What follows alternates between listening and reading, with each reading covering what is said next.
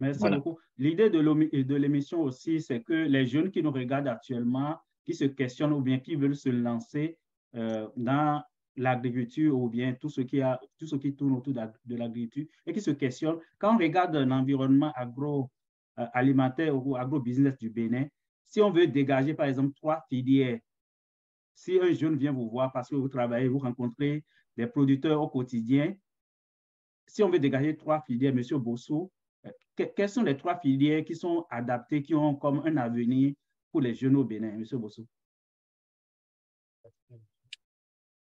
Aujourd'hui, l'avenir, pour moi, hein, Oui, avec l'expérience que j'ai que eue, vous avez, oui, c'est la ça. première chose, c'est la transformation agroalimentaire. Oui. La transformation agroalimentaire, parce que quand vous venez sur Djinoukou, par exemple, les produits frais, nous les commercialisons à 70% contre 30% des produits transformés. Mais c'est parce que dans le cœur du métier de la transformation agroalimentaire, nous n'avions pas beaucoup de jeunes qui ont la qualification, qui s'y lancent. Et même s'ils n'ont pas la qualification et ils s'y lancent, ils ne finissent pas tout le processus d'acquisition de l'expérience et remettre cette expérience-là à, dans, dans le système. Quand je prends les produits maraîchers, c'est des produits à haut rendement sur de petits espaces où les jeunes peuvent vraiment s'y mettre. Mais quand on vient au niveau de la transformation, ce maillon-là, nous n'avions pas beaucoup de jeunes qui s'y intéressent. Alors que quand on voit les projets programmes aujourd'hui dans notre pays qui investissent dans le maraîchage, il faut que, quand c'est fait en amont, il faut qu'en aval aussi, on puisse avoir quand même la valeur ajoutée. Il faut rappeler que dans notre pays, le Bénin, la majorité des projets programmes et des appuis pendant longtemps ont été mis dans la production, en oubliant la transformation et la commercialisation. Donc, les jeunes aujourd'hui peuvent révolutionner notre agriculture en allant se positionner sur les maillons transformation et commercialisation. Quant aux filières, je félicite Aziz pour le travail qu'il a bas. Moi, je suis admiratif de lui. Vous savez, la majorité des produits carnés qu'on consomme dans notre pays viennent de l'extérieur. Et c'est un secteur où les jeunes peuvent se positionner. Mais par expérience, quand les jeunes se positionnent sur ce secteur, ils font face à l'importation des produits carnés. Tout le rôle régalien de l'État. Donc, quand je prends la transformation agroalimentaire, je prends la production animale, c'est les secteurs prioritaires dans lesquels les jeunes aujourd'hui peuvent s'investir. On a plein de parents à Cotonou qui ont des immeubles et rien ne se passe en haut. J'ai visité de loin l'une des fermes de Aziz, au plein cœur de Cotonou, mais je sais qu'il fait l'élevage sur immeuble, d'après ce que j'ai appris. On m'a montré l'immeuble de loin. Une fois, j'étais pratiquement dans ça, on m'a dit, ah, le monsieur à Gossou, là, voilà son immeuble. Mais plusieurs jeunes peuvent le faire.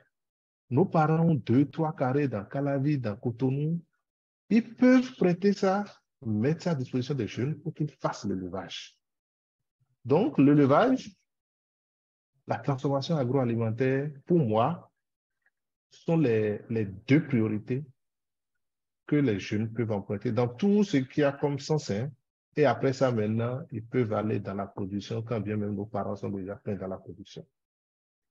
Ok, merci beaucoup. Merci. Oui, Monsieur Agosso, je sais que vous n'êtes pas seulement au Bénin, actuellement vous êtes à Brazzaville et vous voyagez souvent dans les capitales africaines. Vous avez rencontré plusieurs producteurs, plusieurs éleveurs. Si on peut dégager même peut-être à l'échelle de l'Afrique ou bien tout au moins de l'Afrique noire, quelles sont les filières qui ont un avenir actuellement en Afrique noire? Qu'est-ce que vous allez dire? Déjà, je vous remercie pour cette question parce que, vous savez, la charité bien ordonnée commence par soi-même. Si je veux parler, je vais bien évidemment choisir le lapin.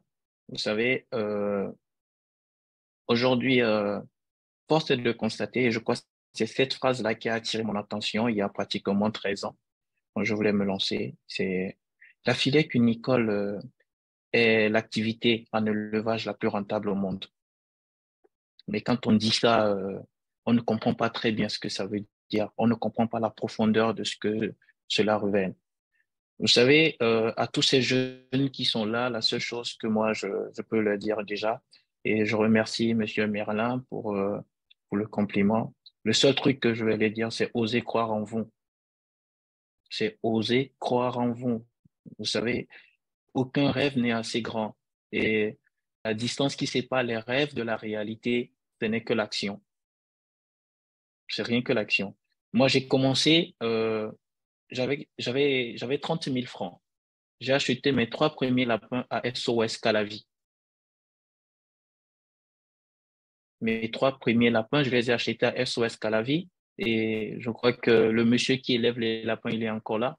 L'unité, c'était à 10 000 francs. La première femelle m'a fait 9, la deuxième m'a fait 8. Et j'ai grandi progressivement. Et je crois que même monsieur Jules, qui est là aujourd'hui, ça fait pratiquement 7 ans, 8 ans que nous avons collaboré, que j'ai installé votre ferme. Et le lapin a été pour vous la spéculation la plus rentable. Et je crois que dans l'une de vos anecdotes, vous avez dit, je pense que si je devrais faire quelque chose en arrière, j'allais me spécialiser sur le lapin. Aujourd'hui, je suis à Brazzaville. J'ai animé une conférence hier. J'ai eu la chance de faire pratiquement 70% des pays africains, que ce soit le Maghreb, l'Afrique de l'Est, l'Afrique de l'Ouest, l'Afrique centrale, l'Afrique du Sud, un peu en dessous. Regardez un pays comme le Congo-Brazza où je suis actuellement. C'est 700 milliards de francs CFA qui sont dépensés par an pour l'importation d'aliments au Congo. Le Congo, c'est 5 millions d'habitants.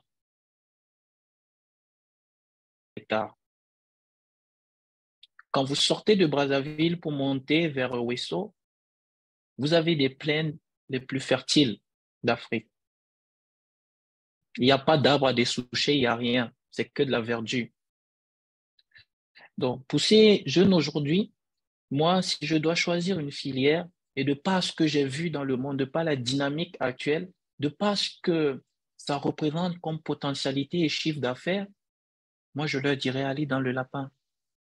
Mais sauf que pour pouvoir aller dans le lapin, il s'agira de bien faire.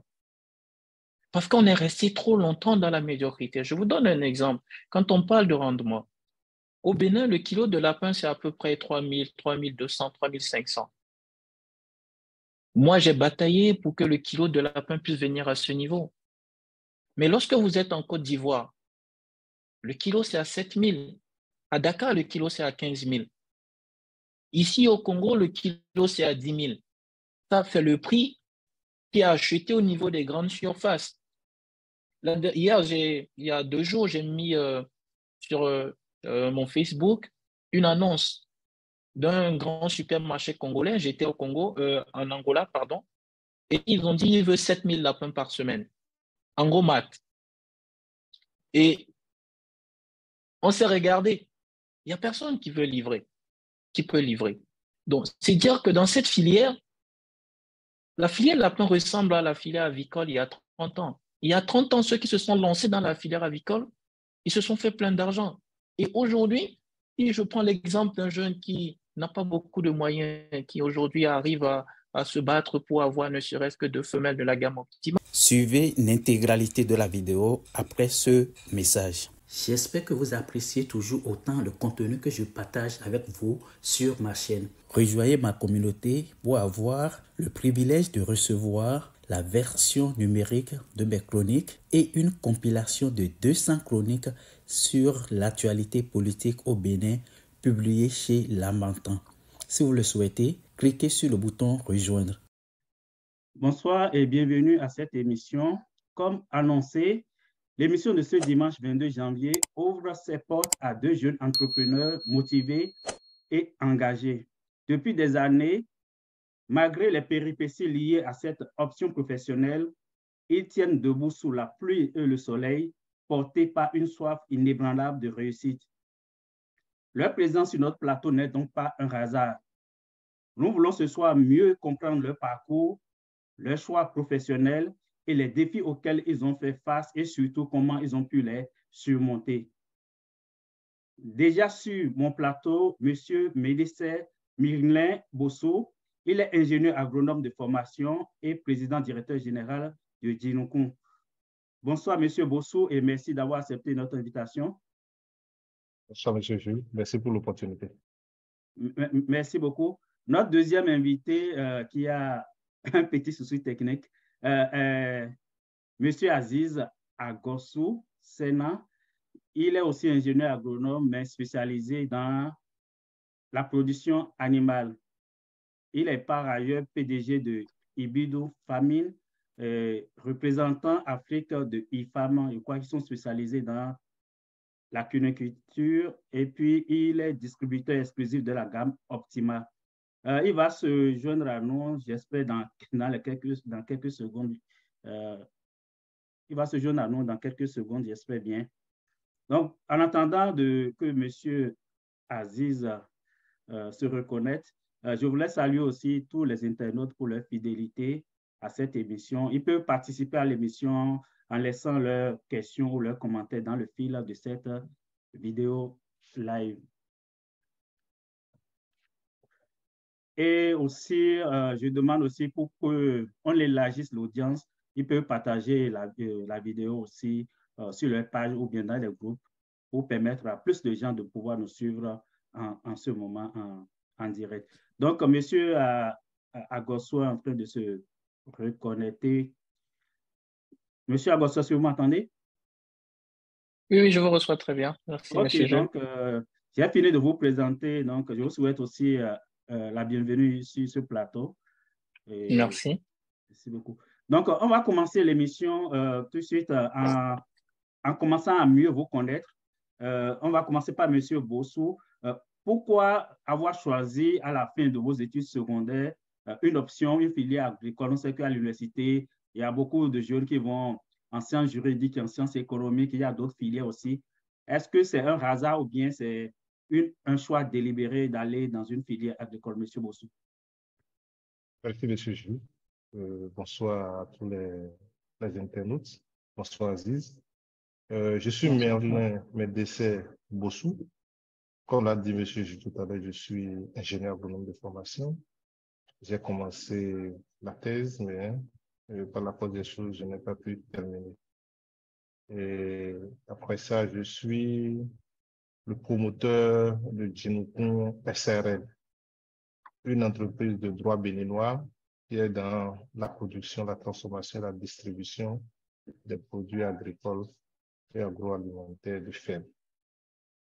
Par rapport à mon parcours, c'est vrai que je suis issu d'une famille modeste. Mes parents étant tous enseignants. Mon père, enseignant au collège, avait toujours animé des ateliers d'agriculture. Mon papa, déjà moi, à 6 ans, j'allais déjà au champ. Mon papa avait une ferme et on travaillait. Mais je n'étais pas destiné à sortir agronome.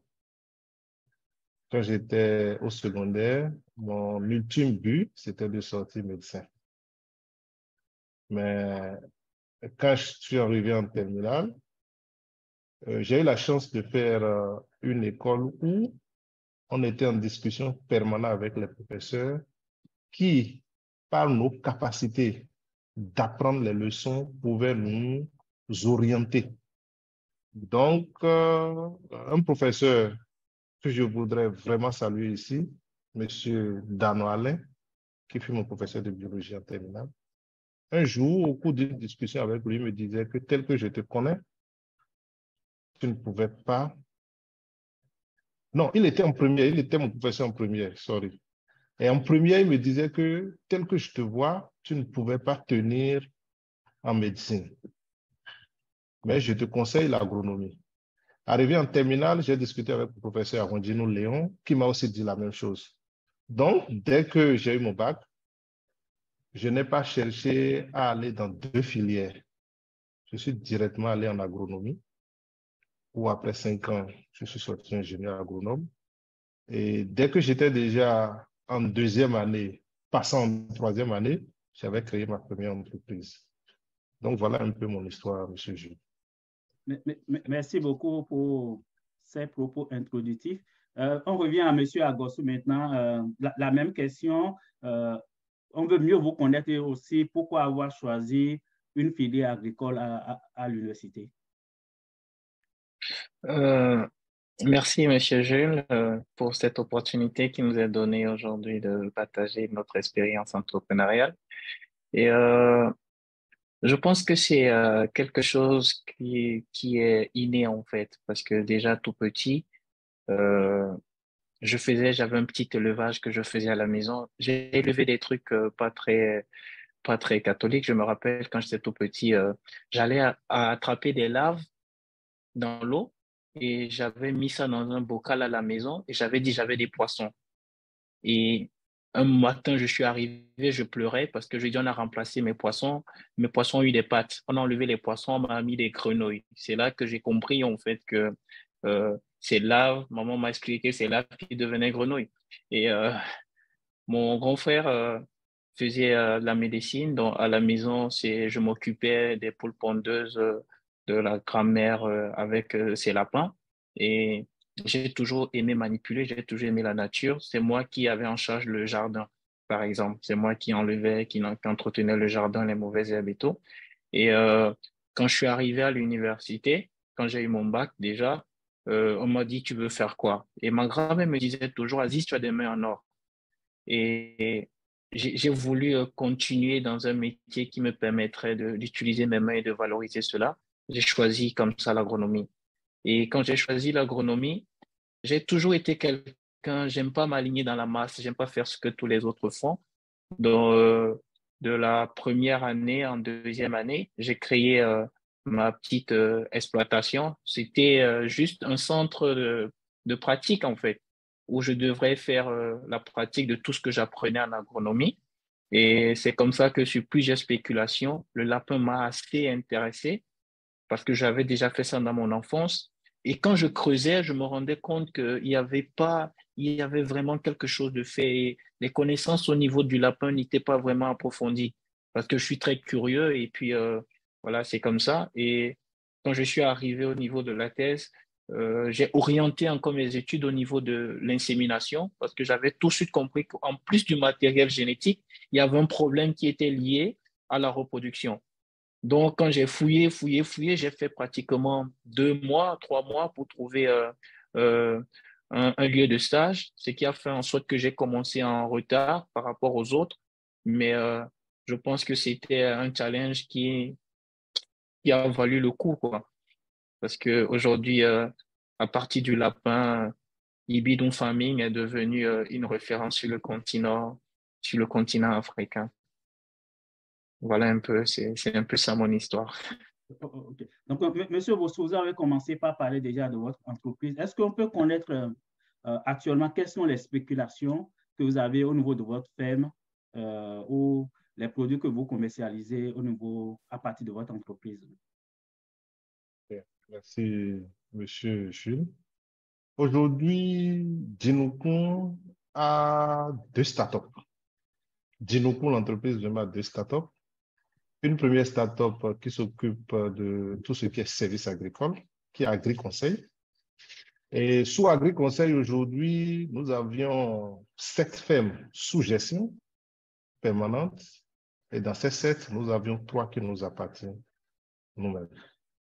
Et après ça, c'est la commercialisation des produits agricoles qui est fait par la startup Dinocoon Store. Donc, je résume qu'aujourd'hui, nous sommes dans les services agricoles, beaucoup plus en ce qui concerne les productions, tout ce qui est produits frais vendus à partir de nos plateformes, c'est-à-dire les viandes fraîches. Je vous rappelle que nous ne faisons pas de produits congelés. c'est quand le client commande par exemple un lapin, que le lapin est abattu et acheminé chez lui. Donc, en ce qui concerne les produits frais et les produits maraîchers, 60% de ces produits-là viennent de nos propres installations, viennent de nos fermes. Et en ce qui concerne les produits transformés, nous avions aujourd'hui des fournisseurs. Nous avions travaillé avec des transformateurs où nous avions travaillé à améliorer leurs produits, à leur conseiller un bon packaging et à nous positionner sous un système de cluster où nous sommes un agrégateur et par ce biais, nous commercialisons leurs produits. Donc aujourd'hui, quand vous allez sur notre plateforme de façon brute, nous avons 256 produits que nous commercialisons aujourd'hui grâce à nos plateformes et à notre système de distribution. Merci beaucoup. Je reviens à M. Agossou. Quand on parle de Ibidou Farm, qu'est-ce qu'on peut y retrouver ou bien quelles sont vos spéculations à ce niveau? Oui. Il faut dire que à la base, Ibidou Farming, c'est un centre de sélection génétique lapin. D'accord. Et aujourd'hui, Ibidou Farming, c'est le représentant Afrique et distributeur exclusif agréé de la marque la gamme Optima, c'est-à-dire IFARM, qui est le leader de la génétique mondiale. Mais Ibidou Farming, aujourd'hui, a passé au statut de groupe Ibidou Farming. Nous avons 8 filiales, c'est-à-dire on a 8 succursales. On est aujourd'hui, en plus du Bénin, on est dans 7 autres pays africains. Et Ibidou Farming, c'est, comme je le disais, c'est la génétique. C'est une entreprise qui est spécialisée dans la sélection génétique lapin, mais nous avons innové depuis lors face à la demande et à l'appui conseil qu'on pouvait faire. Nous sommes dans la génétique ovine, c'est-à-dire les moutons. On fait essentiellement les moutons hautement génétiques. On est resté en fait, parce qu'il faut comprendre notre logique. C'est-à-dire, on a un problème de génétique en Afrique qui est peu performante, que ce soit au niveau du lapin, que ce soit au niveau des vaches laitières, que ce soit au niveau de l'aviculture. On a des spécimens qui ne répondent pas tellement aux exigences de production que nous voulons, donc qui sont faiblement productifs. Donc, moi, ma logique, c'était déjà de résoudre ce problème de race, comme on dit chez nous, de pouvoir trouver des lapins qui soient vraiment hautement productifs. Et pour pouvoir le faire, il fallait que je concentre mon travail sur l'aspect génétique, l'amélioration génétique. Et c'est ce que nous avons fait aujourd'hui à travers nos succursales, à travers la création déjà, par exemple, au Bénin, du premier centre de sélection génétique en Afrique. Ça n'existait pas parce que maintenant, nous allons pouvoir produire une génétique hautement performante en Afrique. Et ça, c'est le Bénin qui a eu l'honneur d'inaugurer cela. Toujours dans cette même optique, il a fallu qu'on aille vers la création également d'un centre d'insémination. Et c'est ce prototype-là que nous sommes en train de reproduire dans les différents pays. Et à côté de ça, nous avons d'autres spéculations sur la demande souvent de nos partenaires, comme la vache laitière qu'on importe depuis l'Europe, comme les moutons, et essentiellement l'Île-de-France, le Doper, et puis récemment le Sardi au niveau du Maghreb, notamment le Maroc. Nous sommes également dans la génétique pentade qui est originaire d'Afrique, mais on est triste parce qu'en Afrique, il n'y a aucun centre de sélection génétique pentade. Il a fallu que le plus grand centre de sélection de génétique pentade soit en Europe. Or, l'Européen dit que la originaire d'Afrique et c'est également dans le pigeon. Donc, je fais pratiquement tout ce qu'il faut en termes de génétique, sauf bien évidemment la poule pondeuse, le poulet de chair et puis l'aquaculture. Voilà les 3 secteurs qui n'entrent pas dans mon cahier de charge, bien évidemment aussi l'aspect agriculture. Merci beaucoup. L'idée de l'émission aussi, c'est que les jeunes qui nous regardent actuellement, qui se questionnent ou bien qui veulent se lancer dans l'agriculture ou bien tout ce qui tourne autour de l'agriculture et qui se questionnent, quand on regarde un environnement agroalimentaire ou agro-business du Bénin, si on veut dégager par exemple 3 filières, si un jeune vient vous voir parce que vous travaillez, vous rencontrez des producteurs au quotidien, si on veut dégager 3 filières, M. Bosso, Quelles sont les 3 filières qui sont adaptées, qui ont comme un avenir pour les jeunes au Bénin, M. Bosso? Aujourd'hui, l'avenir, pour moi, hein, Oui. avec l'expérience que j'ai eue, Que vous avez, oui, c'est ça. la première chose, c'est la transformation agroalimentaire. La transformation agroalimentaire, parce que quand vous venez sur Djinoukou, par exemple, les produits frais, nous les commercialisons à 70% contre 30% des produits transformés. Mais c'est parce que dans le cœur du métier de la transformation agroalimentaire, nous n'avions pas beaucoup de jeunes qui ont la qualification, qui s'y lancent. Et même s'ils n'ont pas la qualification et ils s'y lancent, ils ne finissent pas tout le processus d'acquisition de l'expérience et remettre cette expérience-là dans le système. Quand je prends les produits maraîchers, c'est des produits à haut rendement sur de petits espaces où les jeunes peuvent vraiment s'y mettre. Mais quand on vient au niveau de la transformation, ce maillon-là, nous n'avions pas beaucoup de jeunes qui s'y intéressent. Alors que quand on voit les projets programmes aujourd'hui dans notre pays qui investissent dans le maraîchage, il faut que, quand c'est fait en amont, il faut qu'en aval aussi, on puisse avoir quand même la valeur ajoutée. Il faut rappeler que dans notre pays, le Bénin, la majorité des projets programmes et des appuis pendant longtemps ont été mis dans la production, en oubliant la transformation et la commercialisation.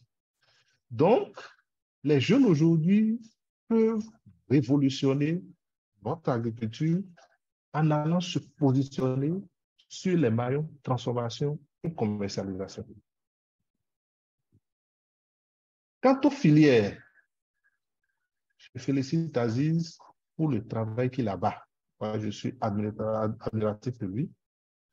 Vous savez, la majorité des produits carnés qu'on consomme dans notre pays viennent de l'extérieur. Et c'est un secteur où les jeunes peuvent se positionner. Mais par expérience, quand les jeunes se positionnent sur ce secteur, ils font face à l'importation des produits carnés. Tout le rôle régalien de l'État. Donc, quand je prends la transformation agroalimentaire, je prends la production animale, c'est les secteurs prioritaires dans lesquels les jeunes aujourd'hui peuvent s'investir. On a plein de parents à Cotonou qui ont des immeubles et rien ne se passe en haut. J'ai visité de loin l'une des fermes d'Aziz au plein cœur de Cotonou, mais je sais qu'il fait l'élevage sur immeuble, d'après ce que j'ai appris. On m'a montré l'immeuble de loin. Une fois, j'étais pratiquement dans ça, on m'a dit, ah, le monsieur Agosso, là, voilà l'immeuble. Mais plusieurs jeunes peuvent le faire. Nos parents ont 2-3 carrés dans Calavi, dans Cotonou. Ils peuvent prêter ça, mettre ça à disposition des jeunes pour qu'ils fassent l'élevage. Donc, l'élevage, la transformation agroalimentaire, pour moi, sont les 2 priorités que les jeunes peuvent emprunter dans tout ce qu'il y a comme sens. Et après ça, maintenant, ils peuvent aller dans la production, quand bien même nos parents sont déjà pleins dans la production. Ok, merci beaucoup. Oui, Monsieur Agosso, je sais que vous n'êtes pas seulement au Bénin, actuellement vous êtes à Brazzaville et vous voyagez souvent dans les capitales africaines. Vous avez rencontré plusieurs producteurs, plusieurs éleveurs. Si on peut dégager même peut-être à l'échelle de l'Afrique ou bien tout au moins de l'Afrique noire, quelles sont les filières qui ont un avenir actuellement en Afrique noire? Qu'est-ce que vous allez dire? Déjà, je vous remercie pour cette question parce que, vous savez, la charité bien ordonnée commence par soi-même. Si je veux parler, je vais bien évidemment choisir le lapin. Vous savez, aujourd'hui, force est de constater, et je crois que c'est cette phrase-là qui a attiré mon attention il y a pratiquement 13 ans, quand je voulais me lancer. C'est la filière cunicole est l'activité en élevage la plus rentable au monde. Mais quand on dit ça, on ne comprend pas très bien ce que ça veut dire. On ne comprend pas la profondeur de ce que cela révèle. Vous savez, à tous ces jeunes qui sont là, la seule chose que moi, je peux leur dire déjà, et je remercie M. Merlin pour le compliment, le seul truc que je vais leur dire, c'est oser croire en vous. C'est oser croire en vous. Vous savez, aucun rêve n'est assez grand. Et la distance qui sépare les rêves de la réalité, ce n'est que l'action. C'est rien que l'action. Moi, j'ai commencé, j'avais 30 000 francs. J'ai acheté mes 3 premiers lapins à SOS Calavi. Mes 3 premiers lapins, je les ai achetés à SOS Calavi. Et je crois que le monsieur qui élève les lapins, il est encore là. L'unité, c'était à 10 000 francs. La première femelle m'a fait 9, la deuxième m'a fait 8. Et j'ai grandi progressivement. Et je crois que même M. Jules qui est là aujourd'hui, ça fait pratiquement 7 ans, 8 ans que nous avons collaboré, que j'ai installé votre ferme. Et le lapin a été pour vous la spéculation la plus rentable. Et je crois que dans l'une de vos anecdotes, vous avez dit, je pense que si je devrais faire quelque chose en arrière, j'allais me spécialiser sur le lapin. Aujourd'hui, je suis à Brazzaville. J'ai animé une conférence hier. J'ai eu la chance de faire pratiquement 70% des pays africains, que ce soit le Maghreb, l'Afrique de l'Est, l'Afrique de l'Ouest, l'Afrique centrale, l'Afrique du Sud, un peu en dessous. Regardez un pays comme le Congo-Brazza où je suis actuellement. C'est 700 milliards de francs CFA qui sont dépensés par an pour l'importation d'aliments au Congo. Le Congo, c'est 5 millions d'habitants.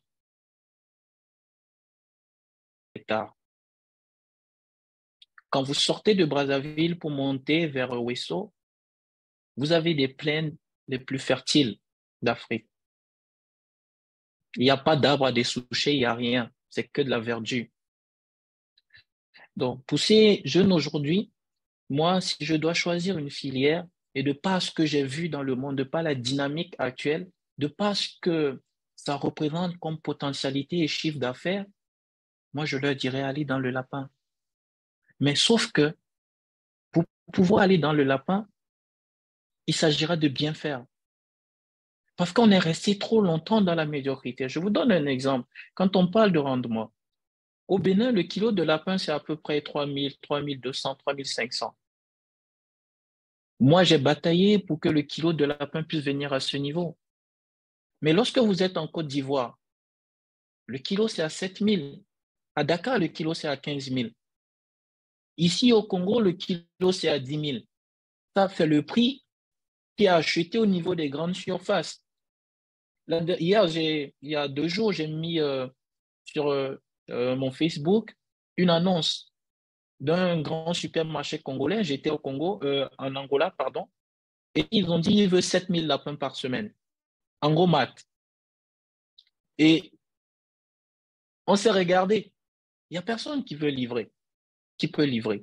Donc, c'est dire que dans cette filière, la filière lapin ressemble à la filière avicole il y a 30 ans. Il y a 30 ans, ceux qui se sont lancés dans la filière avicole, ils se sont fait plein d'argent. Et aujourd'hui, si je prends l'exemple d'un jeune qui n'a pas beaucoup de moyens, qui aujourd'hui arrive à se battre pour avoir ne serait-ce que 2 femelles de la gamme Optima, ce jeune en 42 jours peut produire 20 lapins. Rien qu'avec 2 femelles. Et il va grandir.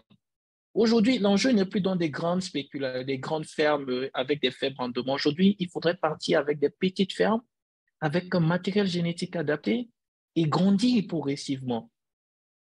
Donc, à part cette activité qui est selon moi aujourd'hui l'activité qui doit drainer assez de jeunes et de femmes, parce que moi je milite aussi pour l'autonomisation de la femme africaine à travers la cuniculture.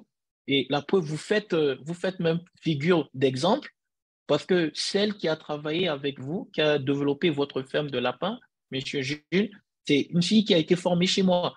C'est un des produits de ma ferme. Elle a été formée chez moi et elle vous a apporté les résultats qu'il faut. Et ça, c'est un travail qui a été fait il y a 7-8 ans. Donc aujourd'hui, je milite vraiment. Pourquoi? Parce que c'est une activité qui correspond très bien à la femme. Et là, il va se poser un problème derrière. Le problème, ça va souvent être un problème d'organisation des filières et tout. Mais il faut dire que si aujourd'hui on n'arrive pas à décoller dans nos filières, ce n'est pas parce qu'on produit suffisamment. C'est simplement parce qu'on n'est pas organisé. Parce que si aujourd'hui on demande en termes de population, en termes de productivité, en termes de besoins, la réalité est que si aujourd'hui l'État décide d'interdire les importations au Bénin, on aura 2 mois où on va pleurer. On va faire semblant de produire pendant 2 mois. Mais après, on va pleurer parce que la production nationale aujourd'hui ne permet pas de résoudre le problème qui est là. Il y a des problèmes en amont qu'il faut absolument régler. Et moi, je suis d'avis avec M. Merlin. Il faut qu'aujourd'hui, l'État béninois, et je crois que c'est ce que l'État est en train de faire, parce qu'il y a de cela 10 jours, j'ai piloté une délégation marocaine, on a fait le tour, on a vu à peu près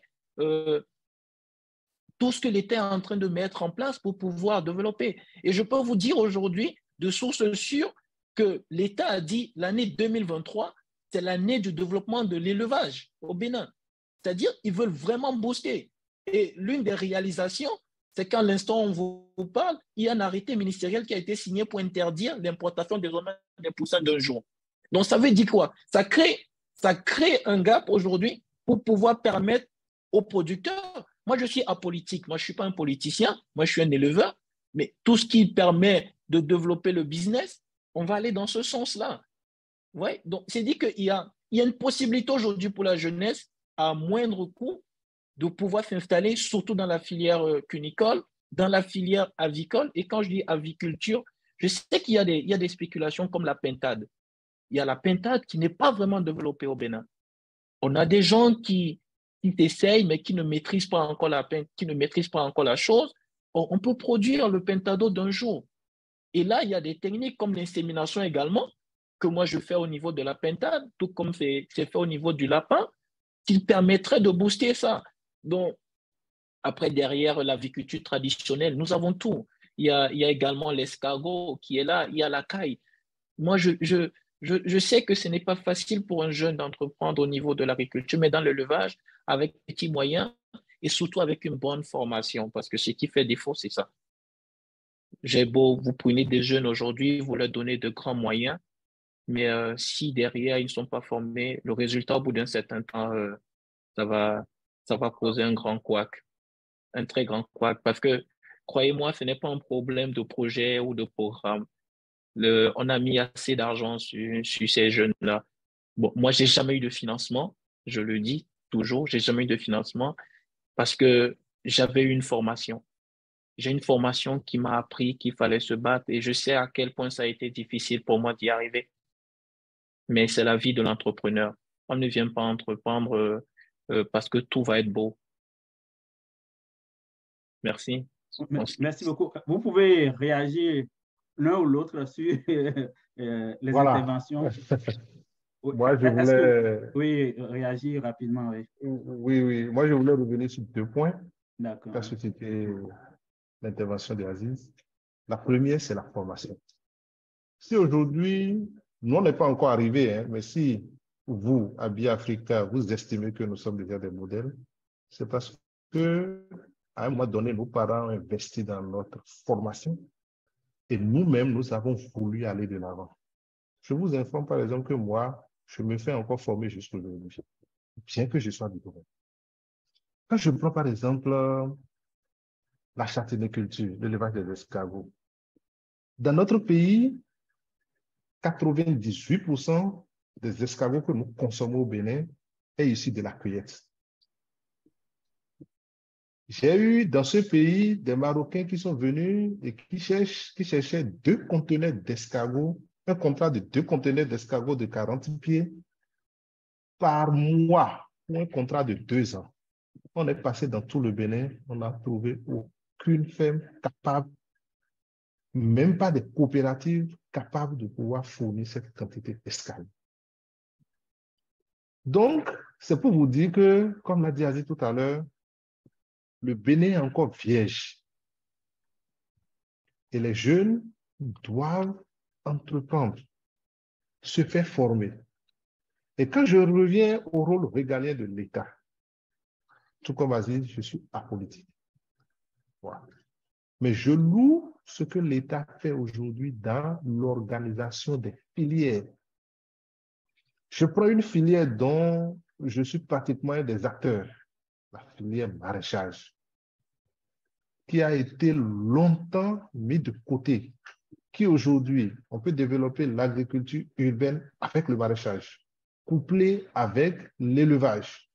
Pour un jeune, sur un carré, il peut faire de l'hydroponie, par exemple, élever les poissons combinés avec l'élevage et se dire qu'il fait de la culture bio ou même écologique. Et il va se faire de l'argent dedans. Je connais de grandes firmes au Bénin qui font de l'hydroponie, mais ils sont très loin. Donc, l'État aujourd'hui est en train d'organiser les filières. Quand on regarde au niveau du ministère de l'Agriculture, tout ce qui est fait pour les jeunes, c'est l'organisation des filières, l'installation des interpros qui pourront aller directement négocier des marchés même à l'extérieur du pays. Donc, tout est en train d'être mis aujourd'hui pour que les jeunes sachent que, j'oublie le nom de celui qui a dit que l'agriculture est le nouveau pétrole de l'Afrique. Que les jeunes sachent qu'ils doivent aller dans ce métier. Et un jour, quand l'État même va finir d'organiser ces filières-là, il va voir que les jeunes se sont fait former, même si c'est des petites formations thématiques, des formations de 50 000, ces jeunes pourront être capables d'être des acteurs des filières et les interpros pourront aller négocier même des marchés à l'extérieur pour le bon vivre de nous les jeunes. Aujourd'hui, moi, j'ai commencé par être vendeur d'œufs dans Cotonou. Les gens m'ont connu comme vendeur d'œufs. Moi, de formation, je n'ai pas fait la production animale. Je fais la production végétale. Ma spécialité, c'est la fertilité, la fertilisation des sols. Beaucoup plus dans le maraîchage, c'est ma spécialité. Mais c'est par expérience aujourd'hui que je touche aussi à l'élevage et que je fais tout. Donc, les jeunes doivent aller se faire former. Le potentiel, il est là. Le potentiel, il est là. Quand on prend aujourd'hui nos produits, on voit que le coût de production est élevé. Le coût de production est élevé parce que nous n'avions pas de pratiques modèles. Je prends l'insémination.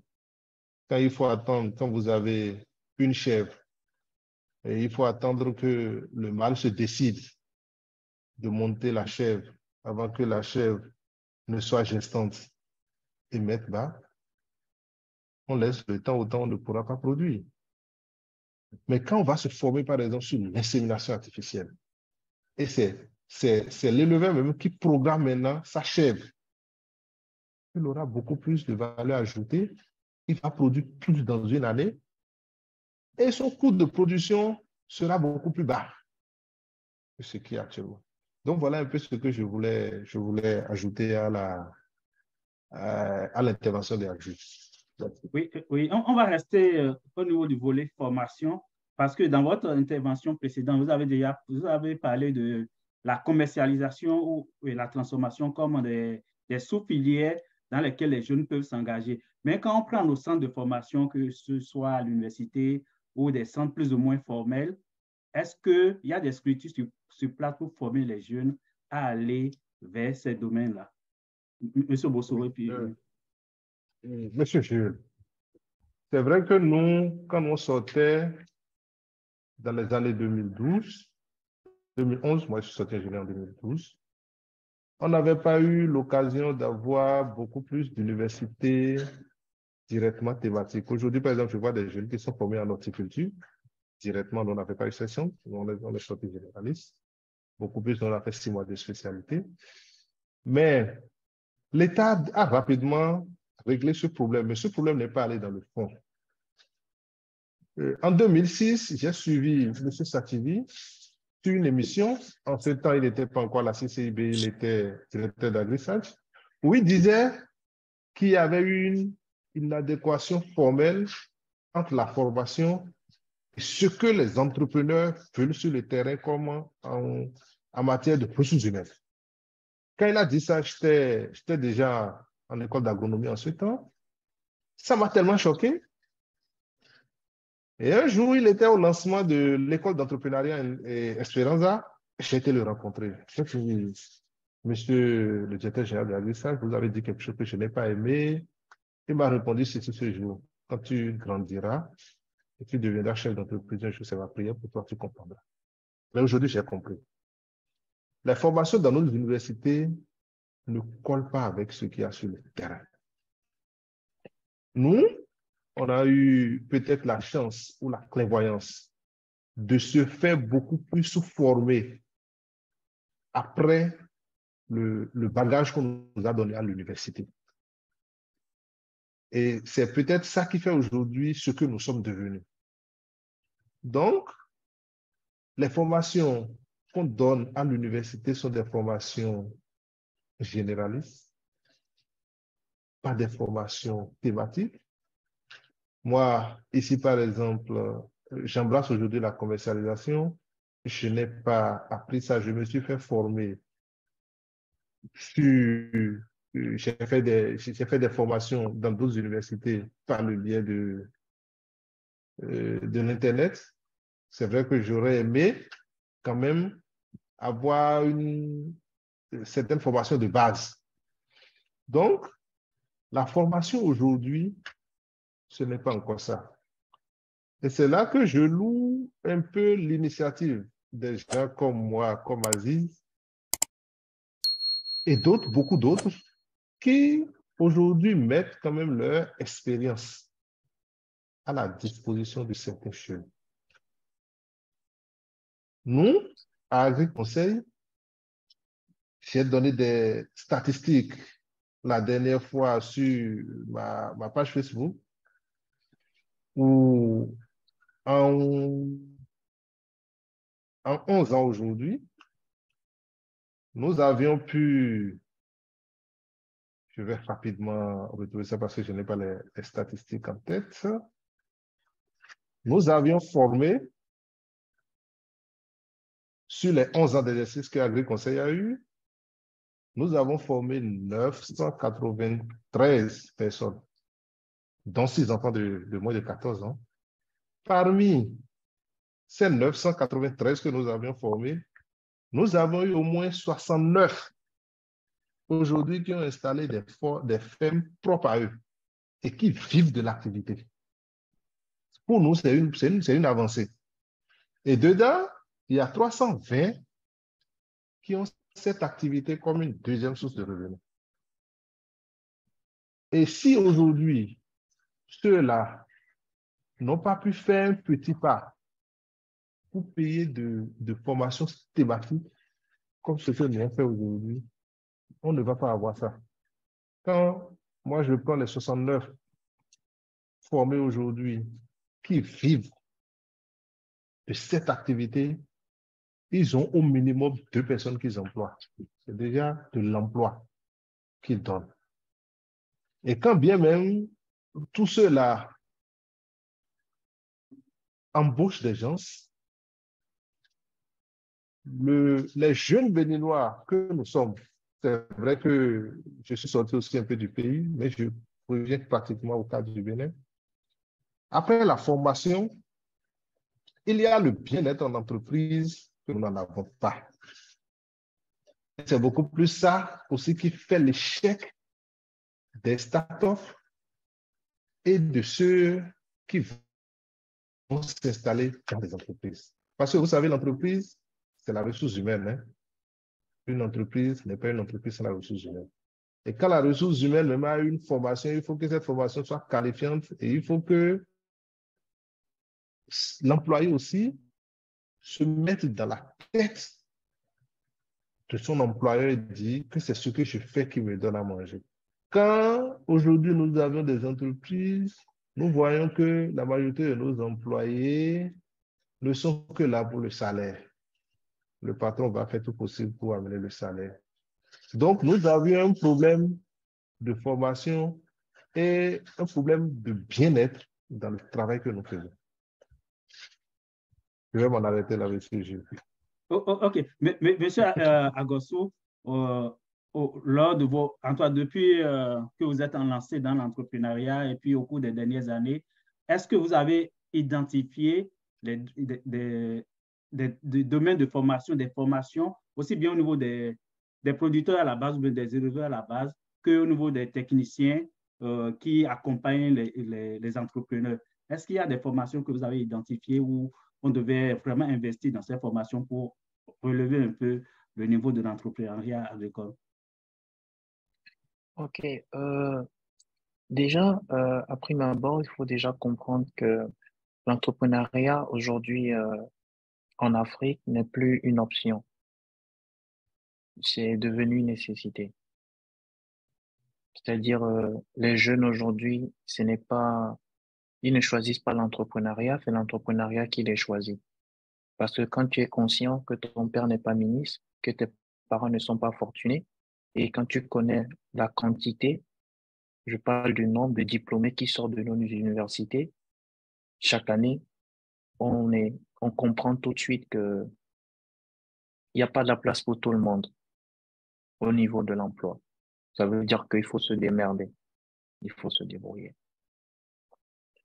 J'ai dit en 2021, j'ai fait certainement le plus bel investissement de ma vie. C'était sur la formation. J'ai pris un mois, j'ai investi 21 000 euros sur l'acquisition des compétences. Certes, c'est une somme qui ne sera pas, et ce n'est pas, c'est une opportunité qui ne sera pas peut-être donnée à tout le monde, mais je sais que quand on veut, on peut.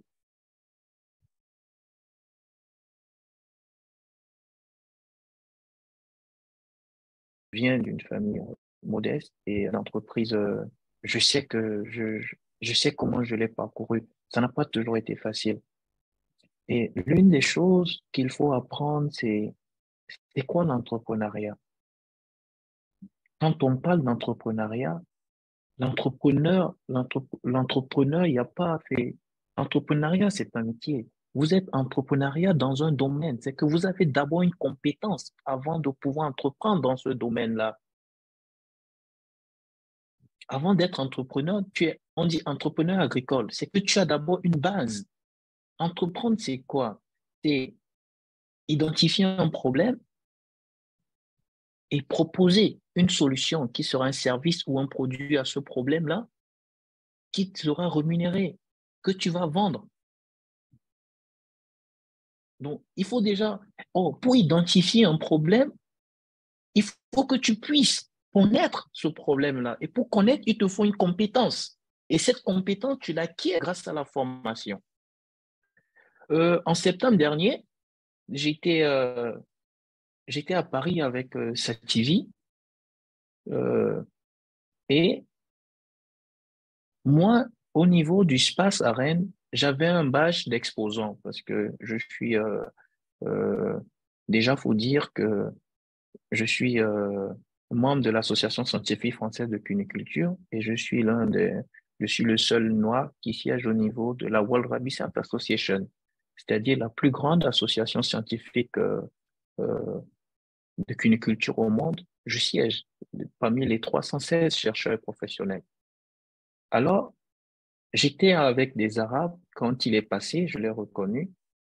J'ai pris une pause, je suis allé le saluer et je l'ai invité sur notre stand. On a discuté et il a dit, il pense qu'aujourd'hui, il peut s'en aller en paix parce qu'il sait que la relève est assurée au Bénin, ici de la faculté des sciences agronomiques.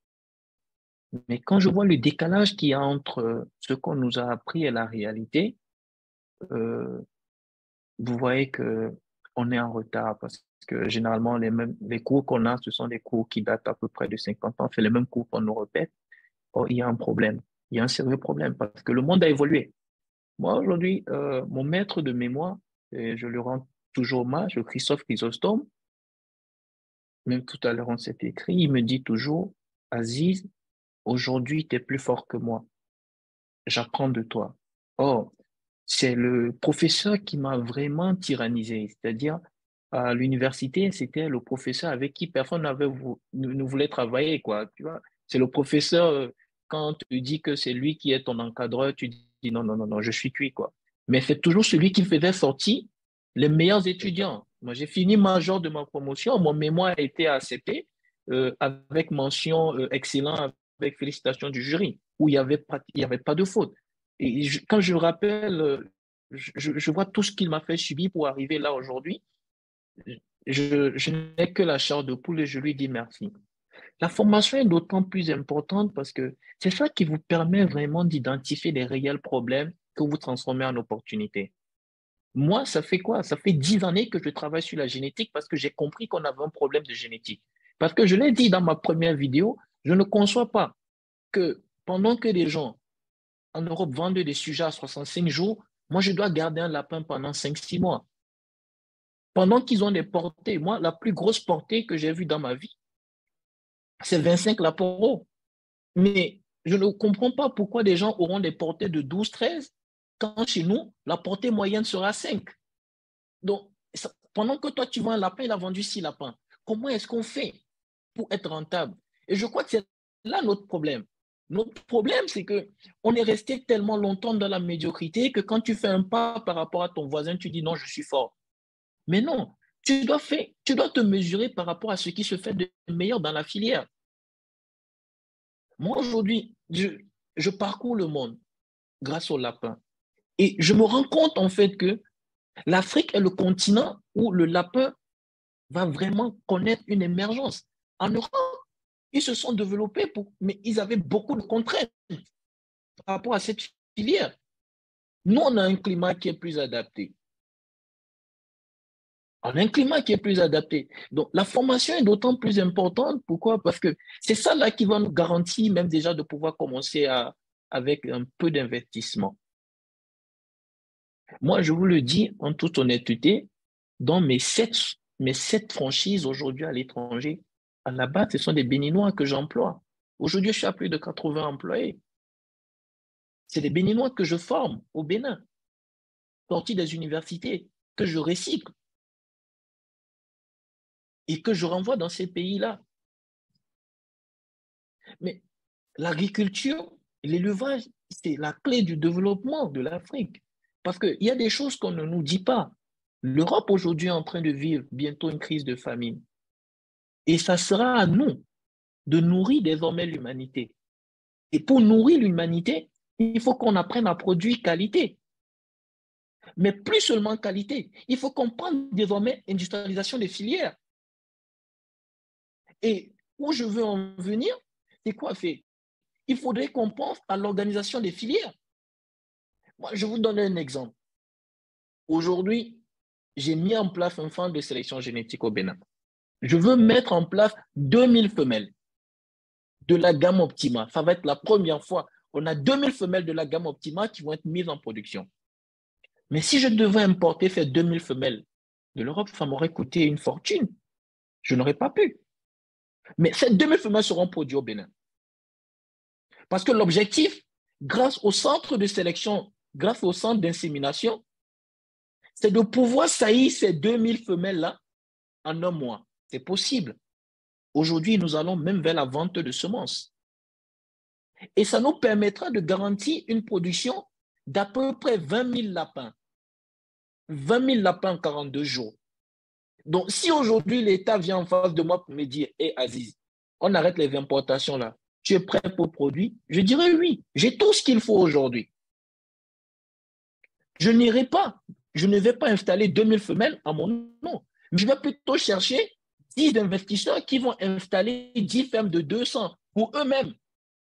Donc, moi, je vais assurer la reproduction et je mettrai à côté un abattoir moderne parce que notre véritable problème aussi, c'est que nous avons des solutions individualisées qui ne permettent pas de regarder sur le long terme, qui nous limitent en termes d'investissement. Et tout ça, c'est la compétence qui crée ça.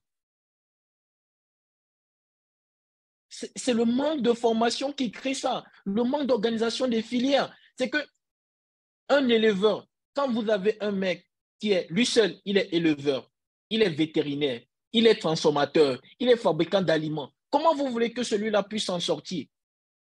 Il ne pourra pas. Bon, si on développe la chose, on développe la filière, que vous avez quelqu'un qui s'occupe de la génétique, vous avez quelqu'un qui s'occupe de la transformation, vous avez quelqu'un qui s'occupe de la production, vous avez quelqu'un qui s'occupe de la santé, et s'il vous plaît, et qu'à chaque niveau, ces gens-là sont formés et compétents, ça va marcher. Et je crois que c'est le problème que nous avons aujourd'hui au niveau des entrepreneurs. Parce que vous avez des entrepreneurs qui ont une très grande visibilité, mais lorsqu'ils parlent de certaines filières, vous vous rendez compte que non, mais ils ne maîtrisent pas ce qu'ils disent. Mais il y a des milliers de personnes qui le suivent. Si on est d'accord que l'entrepreneuriat aujourd'hui est une option, n'est plus une option, et c'est une nécessité, 85% de l'économie américaine est basée sur les petites et moyennes entreprises. Pour vous dire à quel point on est en retard, la moyenne des agriculteurs aux États-Unis, ils ont 160 hectares. Vous connaissez combien d'agriculteurs chez nous qui ont 160 hectares? Lorsque je prends ma filière cunicole, la moyenne, c'est-à-dire les petits éleveurs de chair en Europe, ont 1000 femelles reproductrices. J'ai fait le tour dans l'Afrique subsaharienne. Il n'y a pas un seul éleveur qui a 1000 femelles reproductrices. On va dire qu'on produit du lapin. J'ai pris 6 mois. J'ai importé plus de lapins en Afrique qu'en 60 ans des importations. Quand j'ai vu le chiffre d'affaires que ça représente, ce sont des devises que nous envoyons en Europe. Mais si ces devises, on les avait gardées chez nous, grâce à la compétence, parce qu'on aurait compris qu'il nous faut plutôt des centres de multiplication, des gens qui vont s'occuper uniquement de la production, de la génétique, des gens qui vont s'occuper uniquement de l'aspect insémination, des gens qui vont s'occuper uniquement de l'aspect transformation, ainsi de suite, on aura organisé la filière. Tout ce qu'on organise là, c'est de l'emploi qu'on crée, c'est de la richesse qu'on crée et c'est le développement des filières contribuant ainsi à l'économie des pays. On va créer de l'emploi, on va créer de la richesse et on va faire découvrir notre pays. Donc, quand vous regardez ça sous tous les angles, vous vous rendez compte, non, il y a un problème. Et le véritable problème vient du fait que déjà, on ne nous a pas appris à travailler ensemble. Moi, j'ai des Béninois, quand ils m'écrivent, je leur dis, je suis Béninois, ils me disent, non, tu n'es pas Béninois. Il y a un autre qui était assis à côté de moi, il dit, non, Aziz, c'est un Béninois, je le connais. Il dit, non, ce n'est pas un Béninois. Pourquoi? Parce qu'aujourd'hui, je suis presque caché des Béninois. Mais le Bénin est le premier pays africain détenant un centre de sélection génétique. Mais pourquoi est-ce que je ne m'ouvre pas? C'est un peu comme ce qu'il a dit. Nous sommes dans un contexte qui ne fait pas la promotion des talents chez nous. Nous sommes dans un contexte où l'excellence n'est pas appréciée à sa juste valeur.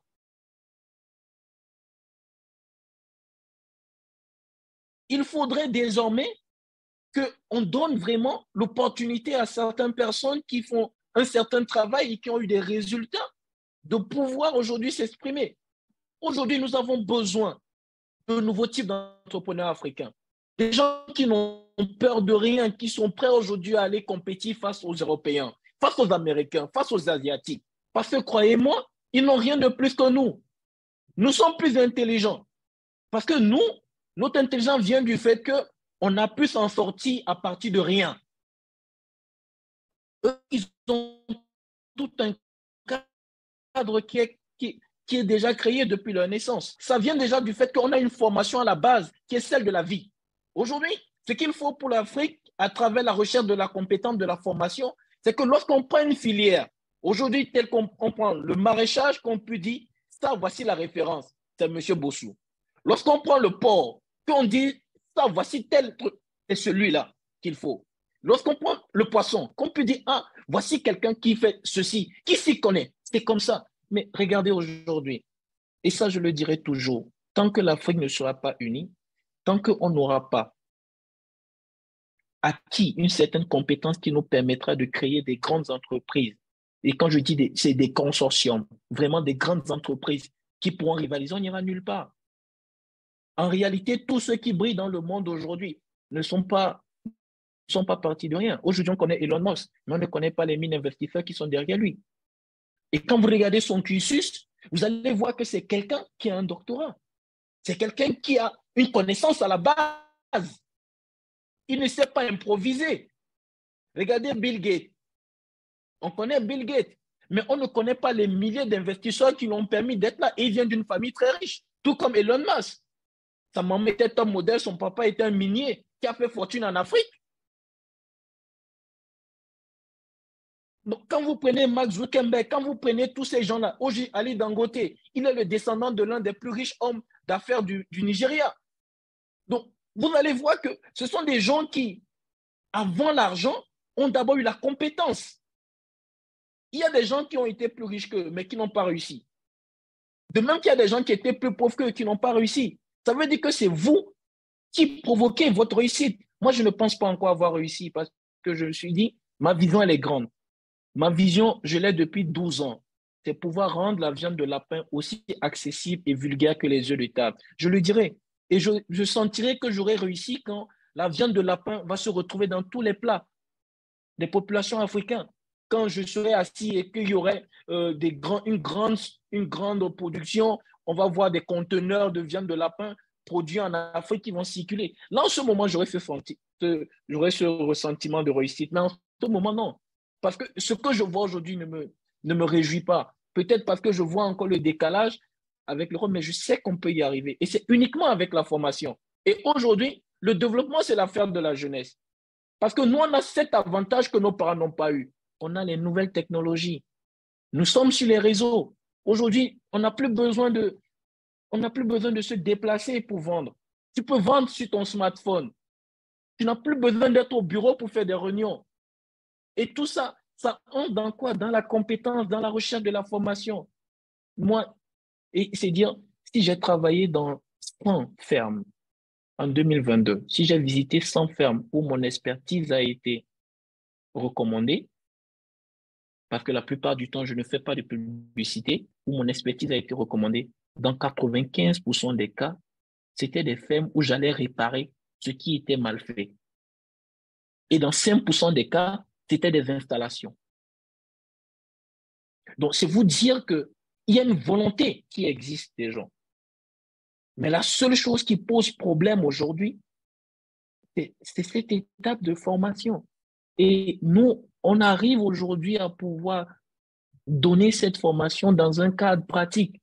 Parce que la meilleure formation, pour clôturer, je dis, c'est celle que les yeux ont vue, la main a touché, que la tête a gardé. Voilà. Merci beaucoup. Avant d'aborder le dernier volet de cette émission, je voudrais demander votre permission pour afficher vos numéros, enfin les numéros que j'ai, à moins que si vous avez d'autres numéros commerciaux que vous voulez qu'on mette, parce que là, j'ai une question pour vous que je vais relayer tantôt, mais je vais mettre quand même les numéros dans les commentaires et puis quand je vais traiter la vidéo pour YouTube aussi, je vais mettre aussi vos numéros au cas où des gens voudraient vous contacter par rapport à vos domaines d'expertise respectifs. Parce que l'émission qu'on avait faite il y a peut-être 1 an environ avec Aziz, je continue de recevoir des questions, les gens qui m'écrivent toujours pour dire j'ai besoin du numéro de M. Agosso, comment je peux le contacter. Donc, si vous avez un numéro que vous voulez que je mette qui soit différent de celui que j'ai déjà, vous pouvez me le dire, sinon je mets ce que j'ai là avec l'un ou l'autre. Est-ce que par rapport au numéro, c'est correct? Je mets les numéros que j'ai déjà ou pas? Oui, je crois que vous avez mon numéro du Bénin. Hein. C'est Oui. ça qu'il faut mettre. Et oui. M. Bosso, vous voulez que je mette oui, le je même suis en train de numéro? vous envoyer dans le chat votre numéro. OK, c'est bon. Donc, parfait. Donc, je vais mettre ces numéros-là et puis comme ça, les gens pourraient vous contacter directement sans intermédiaire. OK, j'ai une question ici de, je crois que c'est M. Léandre Onadia. Il dit bonjour, chers panélistes. Est-il possible pour un éleveur de lapins qui n'est pas agronome de formation de se former sur l'insémination artificielle en Afrique? Si oui, dans quel centre de formation ou dans quelle ferme? Monsieur Agos, vous allez répondre rapidement en quelques minutes. Oui. OK. Et déjà, le premier centre d'insémination artificielle existe en Afrique et c'est au Bénin. Donc, vous pouvez venir vous faire former là. C'est vrai qu'officiellement, j'ai pas encore lancé l'ouverture de la formation, mais sachez qu'on le produit déjà au Bénin. Donc, déjà, et puis, dans un second temps, il faut que vous compreniez que chaque éleveur ne peut pas investir dans un centre d'insémination. c'est généralement des outils qui sont réservés souvent à des coopératives parce que l'investissement serait lourd. Et compte tenu du niveau, si vous êtes à moins de 400 femelles reproductrices, ça ne sert à rien d'investir dans un centre d'insémination. Il y a des méthodes telles que la planification des chaleurs et tout ce qui va avec qui vous permettrait d'avoir de très bons résultats. Et ça soulève toujours le problème qu'on a martelé tout à l'heure. Mettez-vous en réseau, choisissez des gens, des partenaires avec qui vous voulez travailler, installez une ferme de 1000. Si vous installez une ferme de 1000 femelles et qu'à côté, vous faites votre petit centre d'insémination, ça va marcher. Donc oui, moi je donne des formations en ligne, et ça dure 6 semaines, mais je ne prends que 10 personnes. Et dans ces formations, généralement, je fais intervenir des grands experts européens qui, euh, qui, qui viennent également partager leur expérience. Mais je pense que vraiment la meilleure expérience, c'est celle que nous avons en Afrique, que nous arrivons à valoriser et qui apporte de très bons résultats. Aujourd'hui, on a bâti une filière solide en Côte d'Ivoire. On fait pareil au Mali, au Bénin, au Sénégal, au Cameroun. Là, on est au Congo, en Angola et en Guinée. Je ne sais pas, on a eu des demandes sur le Burundi. Donc, on essaie d'étudier la question et ainsi de suite, quoi. Donc, voilà un peu. Merci beaucoup. OK, on va aborder rapidement le dernier bloc de l'émission. On a écouté un peu votre parcours. Est-ce que pendant toutes ces années, M. Bosso a parlé de au moins 11 ans, M. Agosso au moins 10 ans sur votre parcours? Quel est le plus grand défi ou bien les plus grands défis que vous avez eu à rencontrer pendant tout ce temps, M. Bosso? Merci, M. Les grands défis, il faut reconnaître que M. Agosso en a parlé longuement. Vous savez, l'un des défis qu'on doit relever dans l'entrepreneuriat, c'est qu'on doit, on doit laisser l'individualisme. Moi, j'ai l'habitude de dire toujours que je ne ferai rien seul. Et tout ce que j'ai comme entreprise, j'ai toujours des associés. Parce qu'on n'est pas intelligent tout seul, on ne peut pas avoir les compétences tout seul.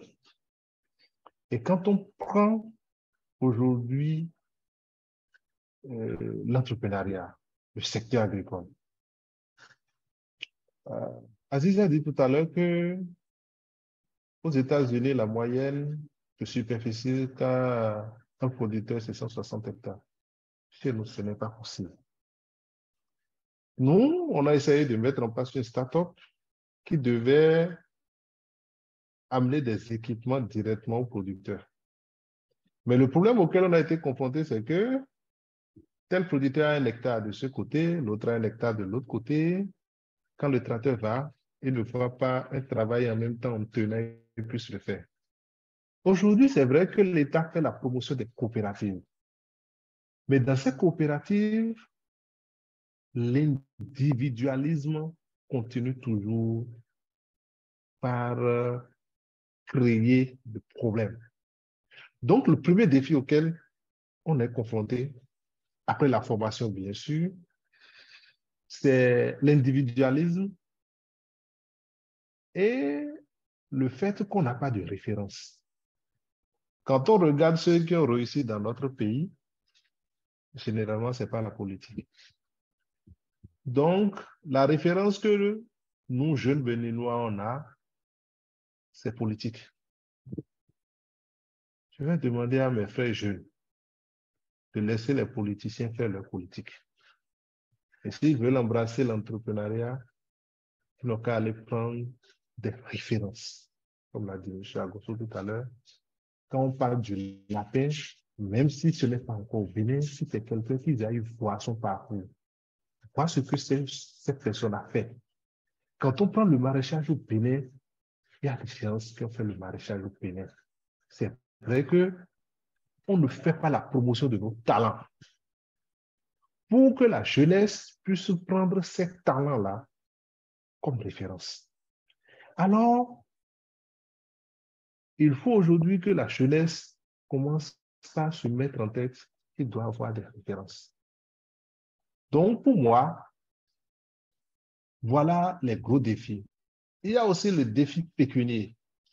Vous savez, monter une entreprise, ce n'est pas facile. Il faut se réserver ce qu'on doit manger le soir. Quand nous, on débutait nos entreprises il y a 12 ans, 13 ans, on était beaucoup de jeunes à aller.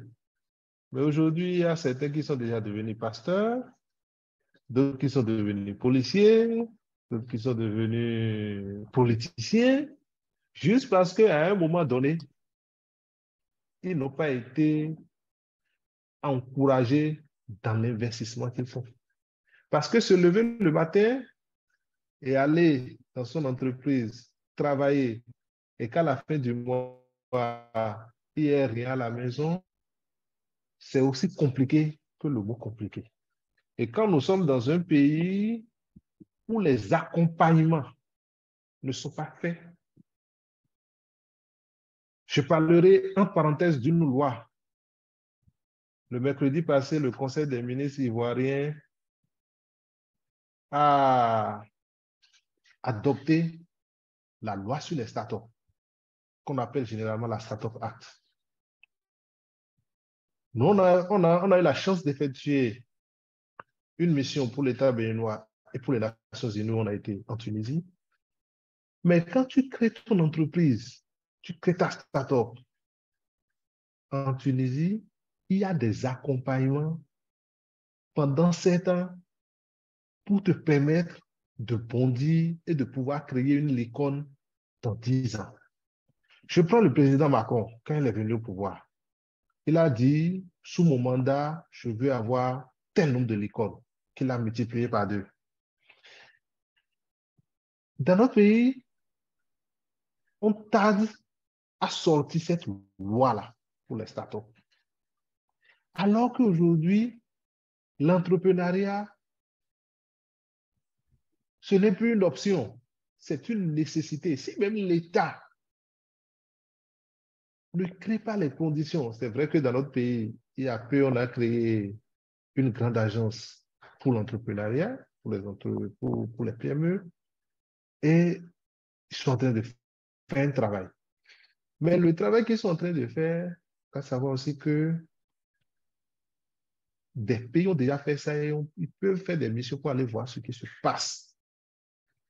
Si aujourd'hui, on n'aide pas la jeunesse d'une manière ou d'une autre à aller dans l'entrepreneuriat, je vous assure que demain, ce serait une bombe. Quand nous avons voulu mettre en place Jinokun Store en 2010, nous avions pris nos propres fonds, mon associé et moi. Nous sommes allés au Nigeria, nous sommes allés à Jumia, on a regardé un peu comment ça fonctionne. On est venu, on est allé dans 2 banques dont je préfère tel les noms ici, pour leur demander de nous donner une licence pour pouvoir avoir des cartes Visa pour qu'on puisse faire le commerce électronique. Monsieur Jules, la banque qui a été clémente avec nous nous a demandé 2 milliards comme caution. Moi, Milen, là, même aujourd'hui, je ne peux pas trouver une caution de 2 milliards et aller déposer. Mais aujourd'hui, je suis très heureux que le monde les a rattrapés et pratiquement aujourd'hui, cette licence qui pouvait donner à un jeune, aujourd'hui, avec 3 000 francs, on peut avoir cette carte-là et pouvoir faire le commerce électronique. Et là, c'est là que je reviens sur la préoccupation sur l'une des préoccupations d'Aziz, qui dit que notre système éducatif aujourd'hui est vieil de 50 ans, et c'est vrai. Les cours qu'on nous donne dans nos universités, là, c'est caduc. On va avoir le courage de le dire. Aujourd'hui, pour produire du légume, il y a d'autres manières pour le faire. Dans nos universités aujourd'hui, est-ce qu'on apprend la culture urbaine, les cultures au sol à nos étudiants? Non. On nous apprend toujours à produire comme nos parents. Et quand aujourd'hui, quand bien même tu vas sur le terrain en tant qu'agronome, Les producteurs restent dans leur coin, ils te disent, quand tu commences à dérouler ce que tu as appris à l'université, ils te disent que non, on connaît déjà ça. Est-ce que tu as amené quelque chose de nouveau? Donc aujourd'hui, le recyclage, c'est un défi qu'on doit aujourd'hui aborder. C'est vrai que le gouvernement actuel a créé ces métiers qui est un centre d'innovation. On innove là-bas. Mais est-ce que l'innovation dans l'agriculture est sur ce chemin? J'ai visité le Sénégal il n'y a pas longtemps, où j'ai vu comment des jeunes, avec l'État, ont pu créer des centres urbains pour faire de l'élevage couplé avec le maraîchage, pour pouvoir créer des circuits de distribution courts. Mais chez nous, ce n'est pas encore ça. Quand bien même aujourd'hui, un jeune qui est allé trouver 10 000 francs et veut se donner un nom, veut avoir une carte professionnelle, va créer une entreprise, à la fin de l'année, l'impôt est déjà debout pour qu'il paie les impôts. C'est vrai, on a besoin des impôts pour développer le pays. Mais dans le même temps, on a besoin de former, d'accompagner des jeunes pour qu'ils mettent sur place des entreprises qui, demain, si l'État investit 5 ans dans une start-up sans que cette start-up est en train d'évoluer et ne paie pas d'impôts, si cette start-up évolue, l'État va reprendre tous les impôts que cette start-up devait payer, l'État va lui reprendre tout. Donc, on évolue aujourd'hui avec le temps et qu'on sache que l'entrepreneuriat aujourd'hui n'est plus une option. C'est une nécessité. L'État ne peut pas tout employer. Allez à l'université, d'abord, mais Calavi, si des gens me suivent, allez demain, restez au portail, attendez à 17h, il faut voir le nombre d'étudiants qui quittent. Qui peut les employer? Personne. L'État ne peut pas employer le tiers. La dernière fois, j'ai discuté avec une autorité béninoise qui me dit oui, que c'est vous, votre génération, qui ne trouvera pas de travail dans peu de temps. La majorité des employés de l'État seront à la retraite et la génération qui vous suit, la génération de deuxième position, de vous trouvera. Mais non, quand elle a dit ça, je lui ai dit, monsieur, c'est faux ce que vous dites. Ce n'est pas parce que nous, aujourd'hui, plein de jeunes aujourd'hui qui ont entrepris sont en train de mourir d'AVC à cause du stress. Le stress est constant sur nous. Comment tu vas payer les salaires pour nous? Ce n'est pas quand on va finir de mourir que nos jeunes vont trouver gratuitement du travail dans l'entrepreneuriat, au niveau de l'État. Ils sont combien? Donc aujourd'hui, l'entrepreneuriat est une nécessité et vraiment, je demande au gouvernement de de voter les lois que des pays qui nous ont succédé ont déjà fait. La Startup Act est une loi qu'on doit voter pour le développement des jeunes entreprises. Le numérique aujourd'hui, Aziz a dit tout à l'heure que lui ne forme pas le numérique. Ça veut dire que le secteur du numérique est un secteur transversal. Alors, il faut envoyer les jeunes dedans. Moi, j'ai visité en 2018 une ferme en France où le monsieur a 2000 têtes de porc, des canards incomptables et il ne lave ses loges que de façon sans la présence humaine. Mais comment ce monsieur-là ne va pas faire de chiffre? Il suffit juste qu'il appuie sur un bouton, bien tout est réglé. Les loges sont lavées automatiquement, tout est lavé automatiquement. Et on a besoin de ça dans notre pays. Et il y a des compétences pour le faire. Quand M. Aziz parlait tout à l'heure, il disait qu'il veut installer 2000 lapins. 200 femelles reproductrices, mais c'est des moyens. Il faut tout automatiser. Ce qu'ils vont manger. Donc l'État, dans l'accompagnement des filières, doit accompagner ceux qui doivent animer ces filières-là, qui sont les entrepreneurs. Puisque aujourd'hui, c'est une nécessité. Donc, nos défis, c'est la formation, c'est d'éviter l'individualisme, de s'associer en compétences et que l'État ouvre maintenant des canaux pour l'accompagnement de ces entreprises-là.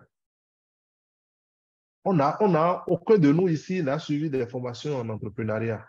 Mais aujourd'hui, on a pu trouver des idées des incubateurs, des idées de pépinières pour pouvoir accompagner ces structures d'accompagnement. Que l'État se mette dans ça et accompagne. Parce que quand on va revenir dans la gestion, je vous demande, si aujourd'hui le train est déjà allé, que vous puissiez programmer aussi un truc de ce genre, une émission de ce genre, où on va parler des défis sur la gestion entrepreneuriale. C'est pas facile. Là, moi-même, je suis en train de me faire former encore sur ça. La gestion d'une entreprise agricole, c'est pas facile. Donc, je voudrais vraiment qu'un jour, il y ait encore un panel où on pourra discuter de ça. Donc, voilà un peu, Monsieur Jules, j'ai monopolisé la parole, voilà un peu les défis.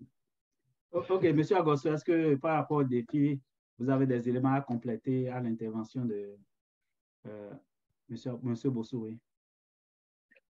Non, mais quand on parle de défis, je crois que c'est peu dire, on doit parler de challenge. Parce que défi, cela veut dire qu'on a même encore le temps. Mais en réalité, on n'a plus le temps. Le temps nous a rattrapés et je crois que Covid, la guerre en Ukraine, nous a rappelé que si on ne s'auto pas suffit, bientôt nous allons mourir de famine. Et ça, pour avoir été habitant du plus beau continent africain, ce serait dommage. Vous savez, c'est souvent les pionniers qui ouvrent ou qui ferment la voie à ceux qui viennent derrière. Généralement, quand vous allez dans la forêt, celui qui a le coucou qui est devant, qui déblaye la route, c'est celui qui est soumis au plus grand danger. Tandis que les autres vont juste le suivre. Et les autres vont le suivre parce que la route est déjà ouverte. Et quand il s'agit de fuir, généralement, quand il y a un danger, c'est ceux qui sont derrière qui vont rebousser chemin plus vite que celui qui est devant. C'est-à-dire quoi? C'est-à-dire qu'aujourd'hui, nous sommes dans une ère où tout va très vite. Certes, je dis souvent, l'Afrique a un siècle de retard. Mais c'est un siècle que nous pouvons rattraper en 5 ans, 10 ans, si on sait bien faire les choses. Moi, je suis aujourd'hui au Bénin par recommandation. Pourquoi? Parce que les pays où j'ai le plus travaillé, où j'ai fait le plus de preuves, c'est le Mali, c'est le Sénégal, c'est la Côte d'Ivoire. C'est les pays dans lesquels j'ai contribué à installer des grosses entreprises agricoles où ils tournent à un rythme très élevé. Récemment, le projet sur lequel je travaillais, c'était l'installation d'une ferme de 1000 moutons dans Bouche, parce que le monsieur a développé un concept d'abattoir et chaque jour, il arrive à vendre 4 moutons. Vous imaginez 4 moutons par jour, euh, sur 10 jours, ça fait 40 moutons. À la fin du mois, vous voyez, ça fait 120 moutons. Il n'a qu'un seul point de vente où il arrive à faire ça. Vous savez, quand on est issu d'une famille pauvre, on ne réunit pas ses parents. On comprend très jeune qu'il faut se battre pour s'en sortir. Surtout si on finit par accepter notre situation. Et on finit par se battre pour dire, je vais changer la vie de mes parents. On ne réunit pas ses parents. De la même manière, quand on finit à un moment par dire, j'appartiens à un pays sous-développé, je crois qu'il faut se regarder en face aujourd'hui et dire, quelle est ma contribution par rapport à ça? Je crois que l'une des choses qui nous a aérés, c'est que la jeunesse, nous sommes restés assez longtemps dans l'attentisme. On s'est dit, qu'est-ce que l'État peut faire pour nous? Mais en réalité, quand vous regardez M. Mirlin qui est là, je ne suis pas sûr que où il est arrivé aujourd'hui, c'est l'État qui a fait quelque chose pour lui. Il a d'abord cru en lui. Et je sais quelque chose par expérience, c'est que chaque fois que vous vous battez et que vous croyez en votre combat et que votre combat est noble, Dieu met toujours quelque chose ou quelqu'un sur votre voie pour vous aider à porter votre fardeau. Entreprendre, c'est accepter la difficulté au quotidien.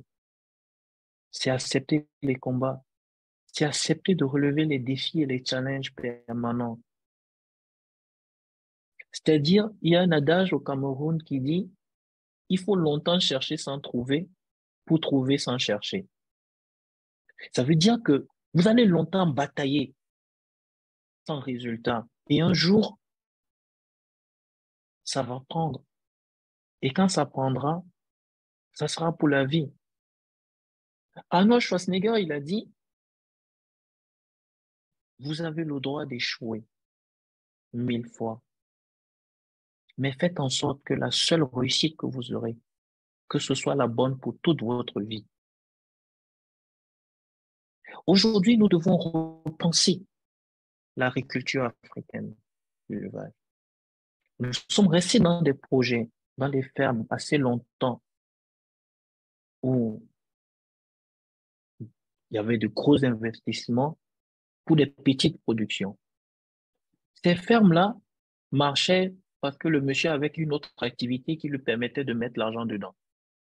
Le jour que l'autre activité a pris coup, il a compris que bon, la ferme-là n'est pas rentable pour mon ferme. Et vous avez des centaines de fermes comme ça au Bénin qui sont abandonnées. Aujourd'hui, vous trouvez ferme à vendre avec tout dedans. Même avec animaux, là. Il dit, je préfère vendre ça comme ça que de continuer à mettre mon argent parce qu'il s'est rendu compte que ça ne marche pas. Or, en réalité, si on veut aller loin, ce qu'il nous faut désormais, c'est de petites fermes, bien structurées, basées sur la qualité du matériel génétique, basées sur la compétence, basées sur un niveau d'investissement que nous pouvons supporter et qui vont donner de grandes productions.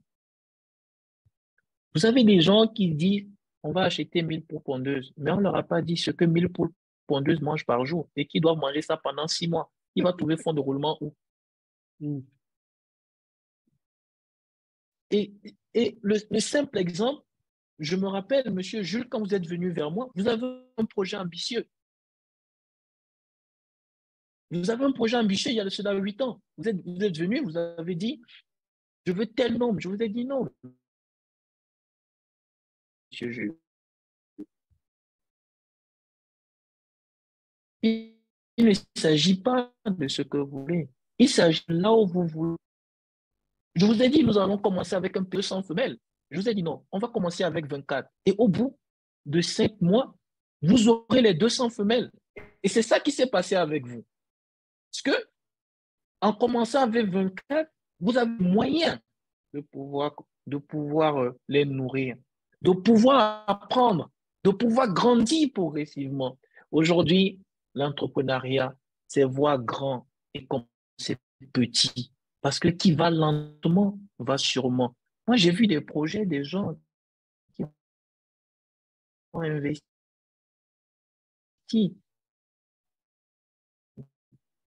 des milliards, mais qui aujourd'hui, je crois que c'est ça aussi le problème de certains. Je dis toujours, toi, en tant que promoteur de ferme, tu n'as aucune base. Tu donnes les clés de ton avenir à un employé, mais après, ne te plains pas. L'élevage ne se fait plus aujourd'hui par procuration. Si vous voulez vraiment faire aujourd'hui, cherchez un start-up qui réussit. Allez investir là-bas et rester tranquille. Mais dis que je vais être propriétaire d'une ferme en sachant que tu n'as pas le temps pour pouvoir suivre, tu vois l'échec. Ça va être voir l'échec. Le challenge est à tous les niveaux, mais le plus grand challenge que nous avons aujourd'hui, c'est le changement de mentalité. L'Afrique a tout pour réussir. Nous sommes le plus beau continent. Les Chinois, les Européens, les Américains, tous rêvent de l'Afrique, sauf les Africains. Et moi, j'ai fini par comprendre. J'ai une petite anecdote que j'ai développée lors d'une de mes conférences. J'ai dit, vous savez, Dieu, il est juste. Dieu a créé les bonnes terres et il a créé les mauvaises terres. Il a créé les bonnes personnes et il a créé les mauvaises personnes. Les mauvaises personnes, on va dire, depuis la Bible, on sait que c'est les Noirs. Les bonnes personnes, on sait que c'est les Blancs. Jésus, on va dire les Blancs. Donc, maintenant, on a pris les bonnes personnes. On a mis sur les mauvaises terres. Et on a pris les mauvaises personnes, on a mis sur les bonnes terres. En réalité, les Européens ont galéré avec leur sol pour pouvoir aujourd'hui être au niveau de l'agriculture où ils sont. J'étais au Maroc, j'ai vu ces gens-là faire de la banane dans le désert. Les Européens, on ne le dit pas tout, mais ils ont galéré pour pouvoir comprendre leur sol. Ils ont eu de la difficulté pour pouvoir s'en sortir. Mais on dit l'Afrique aujourd'hui possède 70% des terres arables et cultivables au monde. Les terres les plus fertiles, 70% du monde sont en Afrique. Et nous sommes sur cette terre-là et on ne connaît pas la valeur. La preuve, je vous ai dit, ici au Congo. Ils ont les meilleures terres. Vous avez des vallées vastes comme ça, il n'y a rien dessus.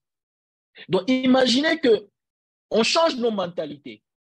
Parce que la mauvaise personne aujourd'hui peut être la bonne personne demain.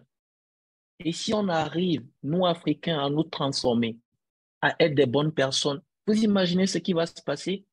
On aura des bonnes personnes, une nouvelle vague de bonnes personnes sur les bonnes terres. Bonnes personnes sur bonnes terres. Vous imaginez le mélange que ça donne? On devient le cœur du monde. Donc, c'est ça notre challenge aujourd'hui. Révéler l'Afrique, montrer que c'est possible, qu'on n'est pas des sous-hommes. Aujourd'hui, nous pouvons rivaliser à l'échelle internationale. Et c'est ça mon challenge. Pour cette jeunesse-là, on peut partir de peu et être au sommet. Il faut juste qu'on apprenne à croire en nous. C'est possible. Voilà, je vais m'en arrêter. Merci beaucoup. Nous allons conclure cette émission. Donc, je vais vous laisser la parole en 60 secondes, 1 minute environ, pour votre mot de fin. On commence par M. Bossouré. Merci, M. Jules, merci Agosso, merci à tous les internautes. Pour moi, je dirais que le challenge il est grand. Il est grand. Le challenge est grand. Il faut que les jeunes identifient correctement ce qu'ils veulent faire. On ne crée pas une entreprise ou un secteur entrepreneurial sans vouloir venir régler un problème. Quand un jeune aujourd'hui veut démarrer une entreprise, qu'il se pose la question, ce que je veux faire là, quel est le problème que je vais régler? C'est vrai qu'aujourd'hui, le domaine est vaste, le chantier est vaste, mais quand il se pose la question et il se donne la réponse à la question, qu'est-ce que je veux, quel est le problème que je veux venir régler, il s'entoure de bonnes personnes. L'expérience de l'éleveur ou de l'agriculteur, si vous voulez élever du lapin, vous voulez élever de l'escargot, même si vous voulez embaucher quelqu'un, il faut que vous-même vous allez suivre d'abord une formation. Pour pouvoir savoir ce que je veux faire là, c'est quoi? Donc, il y a l'expérience de l'entrepreneur dans le domaine qu'il veut l'embrasser. Et après, comme l'a dit Aziz, le changement de mentalité. Nous avions besoin de changer les mentalités, que ce soit nous-mêmes qui créons les entreprises, que ce soit les collaborateurs qui viennent travailler avec moi, avec nous là. Nous avons tous besoin de changer les mentalités. Et si on le fait, dans 10 ans, l'Afrique va soulever des montagnes. Quand nous on démarrait la distribution il y a 12 ans, Monsieur Jules, on ne vendait pas un casier de jus par mois. Mais aujourd'hui, les mentalités sont en train de changer un peu, on en vend. Donc, il faut croire en ce qu'on est en train de faire. Quand le jeune trouve la réponse à ce qu'il veut faire, il n'a qu'à aussi croire ça, puisque ça ne vient pas du ciel. Un enfant qui naît, s'assoit d'abord, commence par aller à 4 pattes avant d'aller à 2 pattes. Et après, il reprend le même cycle. Donc, je vais encourager tous les jeunes à aller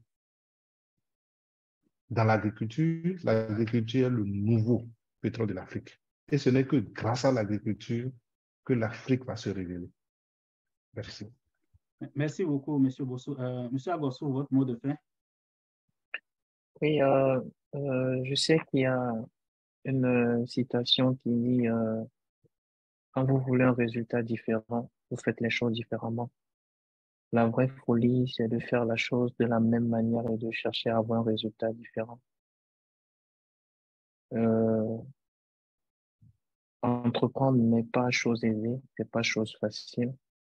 Et mais je sais néanmoins que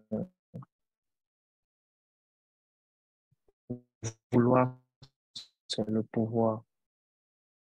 Le savoir, c'est le pouvoir et c'est la rareté qui fixe le prix. La seule chose que moi je demande à cette jeunesse, c'est d'oser croire en elle, parce que pendant longtemps, on nous a fait croire qu'on ne pouvait pas accomplir de grandes choses. Mais moi, je l'ai au fond de moi et c'est gravé sur mon cœur, sur mon corps. Never give up. On n'abandonnera pas parce que le challenge est beaucoup plus grand. Si une personne a pu le faire, c'est qu'une foule peut le faire. Et moi, j'ai foi en cette Afrique. J'ai foi en l'avenir, au fait que c'est chez nous que ça va se jouer. Mais sauf que on ne pourra pas y arriver tout seul. On a besoin de vous à nos côtés. Il faut qu'on forme une armée. Et le développement de ce continent, désormais, nous incombe à nous, la jeunesse, à nous, les enfants de cette terre africaine. Je vous remercie. Merci beaucoup à vous deux. Nous avons reçu pour vous M. Mirlin Bosso, qui est PDG de Jinokon, une start-up spécialisée en autres dans le service et aussi dans la distribution et la commercialisation des produits frais et locaux. Et M. Aziz Agossou, qui est beaucoup plus dans la filière cunicole, et qui fait la promotion de cette filière un peu partout en Afrique. Cette émission nous a permis aussi d'identifier d'autres sous-thèmes sur lesquels on va revenir plus tard, peut-être avec le même panel ou bien avec d'autres invités. Par exemple, la gestion des entreprises agricoles, qui est un défi aussi énorme que les entrepreneurs rencontrent sur le terrain. Donc, je remercie aussi tous les internautes qui sont restés avec nous. Cette vidéo sera traitée, comme je l'ai dit plus tôt, les numéros de téléphone de nos invités sont dans les commentaires de cette vidéo. Et puis, je vais les ajouter aussi sur la vidéo YouTube pour que les amis ou ceux qui désirent les contacter pour plus de renseignements ou pour des besoins de formation puissent les contacter directement. Donc, nous sommes aussi disponibles à recevoir d'autres personnes, d'autres spécialistes, que ce soit dans le domaine agricole ou bien dans l'économie numérique, qui souhaitent partager leurs expériences avec les jeunes, parce que c'est le défi que nous voulons relever ensemble, proposer des modèles de réussite à nos jeunes, et ils peuvent s'identifier à ces modèles-là pour pouvoir avancer aussi. Donc, merci à vous deux, et puis on se donne rendez-vous pour très prochainement. Merci beaucoup, Monsieur Gilles. Merci beaucoup, Monsieur Merlin. Ce fut un plaisir de partager le plateau avec vous. Et j'espère qu'on aura la chance très, très, très bientôt, très prochainement, de se rencontrer, et de pouvoir échanger, et de collaborer, parce que c'est surtout ça, de pouvoir vraiment, vraiment collaborer. Le plaisir partagé, M. Aziz. Dès que vous êtes au pays, faites-moi ça. Merci beaucoup et bonne soirée à vous. Merci. Merci. Bye. Ouais.